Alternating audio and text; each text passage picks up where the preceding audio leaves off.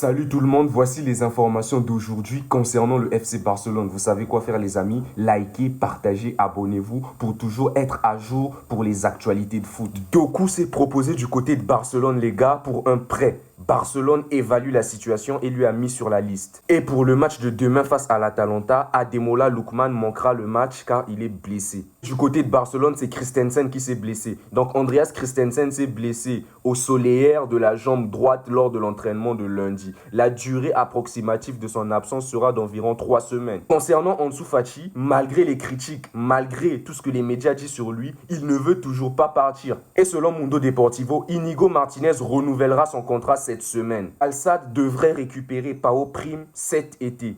Baldé croit beaucoup en Ansu Fati. Regardez ce qu'il a dit en conférence de presse. Ansu est l'un de mes meilleurs amis. Nous partageons beaucoup de choses et maintenant, il est dans une situation un peu plus compliquée. Mais il est excité par l'envie de jouer et de s'améliorer. Il va revenir et a un talent incroyable. Il a aussi parlé d'Iñaki Peña. Iñaki est l'un des travailleurs les plus acharnés de l'équipe. Qu'il soit désormais remplaçant est une affaire de football. L'important est de savoir comment vous réagissez et comment vous vous adaptez. Aussi parler de la situation en Liga. Donc en Liga, Madrid est en tête. Il y a encore beaucoup de concurrence. En Ligue des Champions, nous devons penser que nous pouvons la gagner parce que nous y sommes. Tebas a parlé des soi-disant cris racistes que Baldé avait affirmé avoir reçus. Il a dit ceci, lui seul l'a entendu. Donc apparemment, il se dit que Baldé avait menti sur ça. Vous voyez ça? Ça banalise trop le racisme. Donc ça n'a même pas cherché à faire une enquête. Donc vu que c'était le seul qui avait entendu, voilà, point barre, c'est fini. C'est vraiment honteux.